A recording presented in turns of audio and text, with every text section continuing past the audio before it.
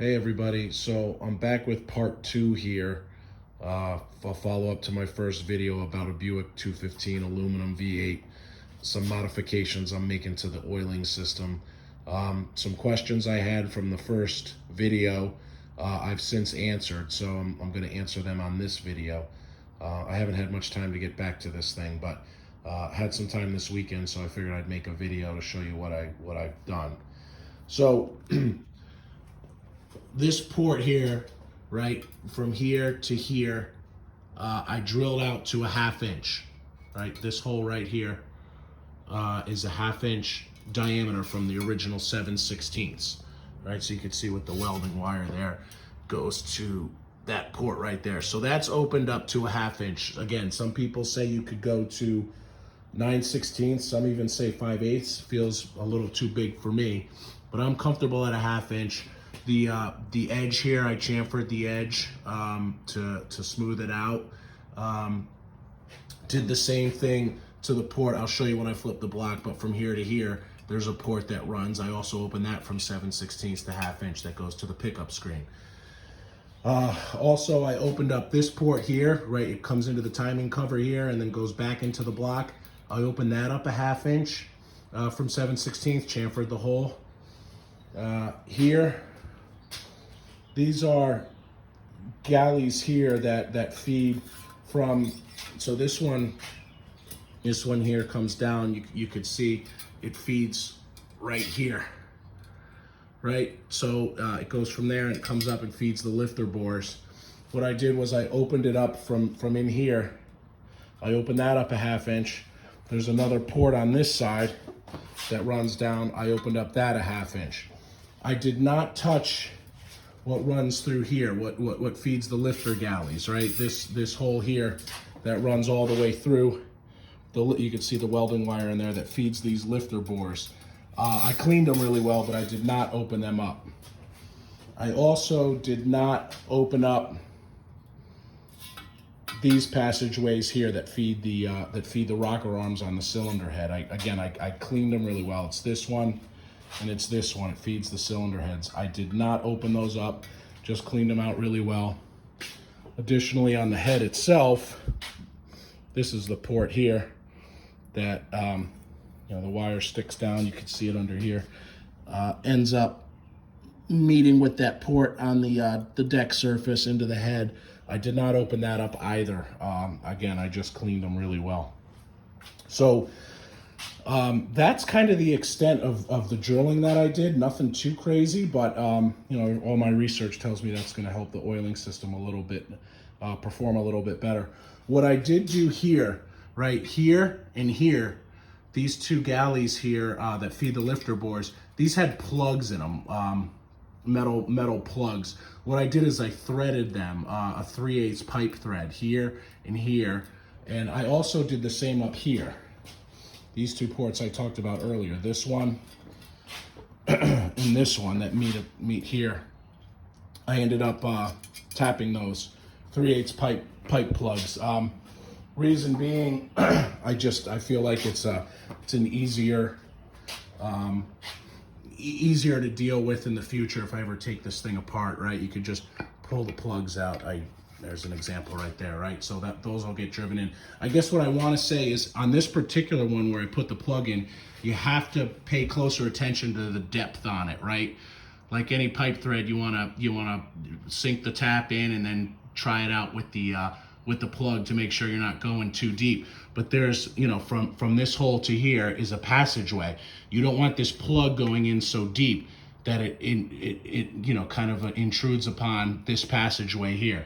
So you want to be sure of that. The other holes you don't have to worry too much. This one you don't have to worry because there's nothing really intersecting it. And same with these two. These are just caps at the top, so you don't have to be too cautious there either. But I think that's a nice improvement to make on those 4 ports. On the rear, on the back of the motor, these were threaded from the factory. These two, where the lifter bores end, where the galleys end, those were threaded and plugged from the factory. So I think it's just an improvement to do the same thing the factory did on the front end. Let me show you the timing cover. So I made some mods on the timing cover as well. This is the back side of the timing cover. Here is where it matches up with the 2 ports on the block, here and here. This middle port is like a dummy. I mean, it doesn't go anywhere, so I didn't touch that. But these I opened from 7/16 to 1/2 inch as well. Chamfered the edges as well. Got them nice and clean. In here where the gears mount, I drilled a small hole right here. You can see that. It's about 150 thousandths in diameter, that hole. I read you can go to a 1/4 inch. That just felt too big to me. The idea here is when the oil enters back here, instead of going all the way down this hole and then coming all the way up this hole to feed the gears, this will leak a little bit of oil through and let those gears get fed sooner. So that's kind of the rationale behind it on what I've researched. So I made a small 150 thousandths diameter hole there. What else did I do? I also read that, you know, in the water jacket here where the water pump feeds, here and here, these ports are kind of rough inside, and mine certainly were as well. So I went in there with like a Dremel tool and kind of smoothed out any of the rough castings or any of the hard edges. So that was easy enough to do while I had this thing off. Another modification I'm making on this is, so from the factory, this had a rope seal in it here where the crank went through, or where the dampener mounted up. So there was a metal ring, right, that pressed into here, and here's the rope seal here. This is, you know, old technology. This is what they used back in the 50s, 60s. So, and then this rope seal would find its way in there, and that's what would seal it up. They're prone to leaking, right? So what I discovered was I could pull this metal retainer out, right? And this surface here, I ended up going around it with a Dremel tool to just kind of clean it up. It was staked in some places to hold this metal ring in, so you want to get rid of that and clean it up. This is the seal you can use there. I'm sure there's others that cross-reference to it, but Felpro 15200, and it's a rubber, like, you know, neoprene seal. And basically I haven't installed it yet, but it'll press right in there and it replaces the old rubber type seal. So I think that's a nice upgrade. This is the back of the dampener here that you know, it'll slide right on when it's installed. So anyway, a quick mention of that. I think that's a worthwhile upgrade to make while you're in here doing all this stuff.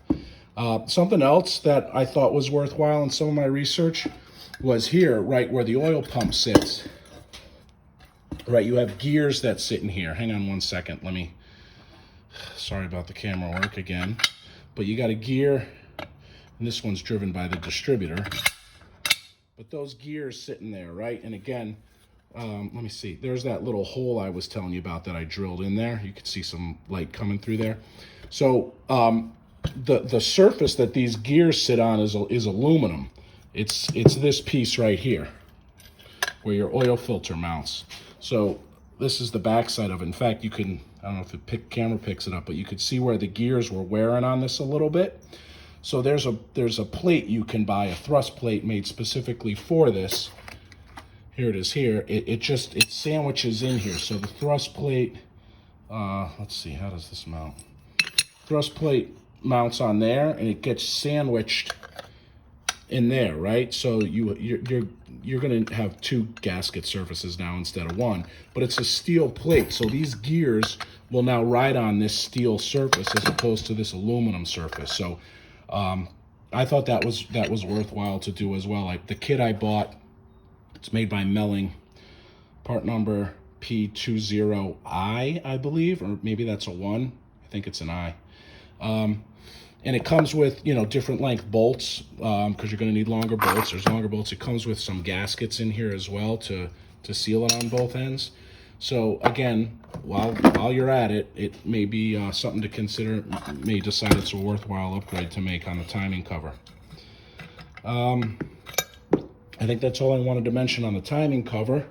And what I'll do is, give me 1 second. I'm going to put the camera down and flip the motor over. Okay. Underside of the motor. You know, another thing that I was talking about as far as porting goes was drilling out these holes here these 5 holes that are fed. If I encourage you to watch my earlier video. A lot of this will probably make more sense. But you can see that there's a port that runs here and feeds this, right? All of those are fed in a similar manner from the lifter galley. So the oil's pressurized down, feeds all the lifters, and then shoots through here, feeds a cam bearing, right? And then also feeds the main bearings here on the underside.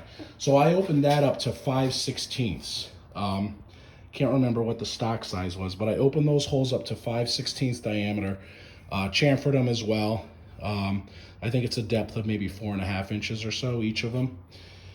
And also what I did was the bearings that go in here obviously have a corresponding hole, so that the oil can run to the bearing. I ended up opening up the hole in the bearings to 5/16 as well, because if you're going to open this and not open the bearing, there's really no point to doing the modification. So I opened those up as well. I guess on the cam bearings, so again, this hole was open to 5/16. It feeds the cam bearings here too as well, right? That's the cam runs right down through there. So the cam bearings have a hole in them as well. The cam doesn't require nearly as much oil, so I left the holes as they were in the cam bearings. I did not end up opening those up, and they're not installed yet either, as you can see. So let's see, the other thing I want to mention on the bottom end, right? This is the port I was talking about that I opened from 7/16 to 1/2 inch. That comes down the side of the block here, right from here to here I mentioned earlier, and then feeds this port here. So if you're going to open one, makes sense to open the other. Chamfer the hole. One of the questions I had was, what do you do for the pickup, right? So a V6 pickup fits, and I wasn't sure which V6 pickup. I took a gamble, and I guess maybe I got lucky, but this one works for me. So this has a 5/8 diameter hole as opposed to the original, which had a 7/16 diameter hole. So again, if you're going to open up all this and leave a small 7/16 diameter pickup tube, you're not really going to get the maximum benefit of making the modification. So you really got to get this pickup. So this pickup worked great for the 215. It is for a V6 application. The part number on it, the one I got it off of eBay. It was like an old stock part. I don't think Dana Gear is still around, but the part number still exists. Melling makes this part number. Clavette, or I forget the name. Another company still uses this part number, but D20IS2 is what you want for the 215. That's the part you're going to need. Let's see. Lastly, what I want to mention is the rear main seal, right? So again, this was just like the front end on the timing cover, as we just saw. It was a rope seal.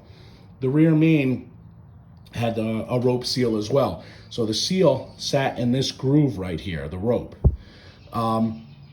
And the sealing diameter, the diameter of the surface of the crank that this needs to seal is 3 1/4 inches.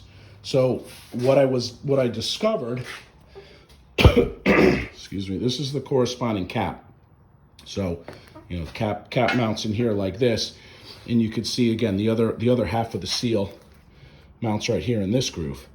What I found was a Ford 200, which is a 6-cylinder, a straight 6 motor, has a rubber neoprene rear seal that will replace the rope seal. You need to trim it a little bit. So this is the seal right here. The particular one I got is a National 5116. That'll cross-reference to many other seals, so look that up. But that's the seal you want. It fits perfectly in this groove.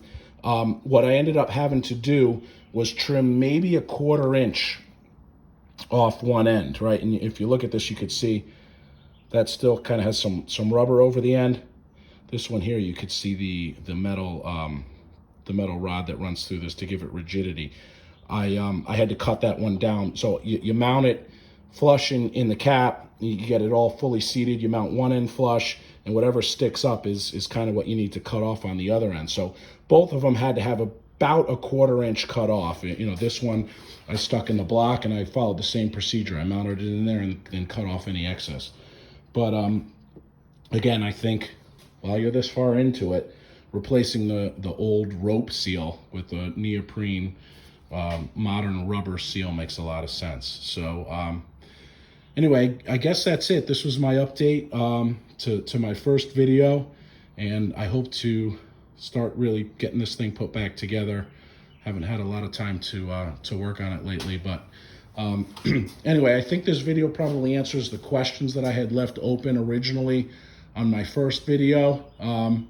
This is as far as I want to go with this thing. If you're building this for like a high revving, motor that you're gonna put into a little sports car, maybe you want to go further with these mods. This is going in a Jeep that's, hardly gonna see 4,000 RPM. So I think this will be more than adequate for what I'm doing. But again, you could probably go further with these mods, take a little bit more risk if you're willing to do that, if you're looking to run like a high RPM setup with these. So anyway, that's it. I'll end this video. If there's any comments or questions, post them here on YouTube. Thanks. Bye.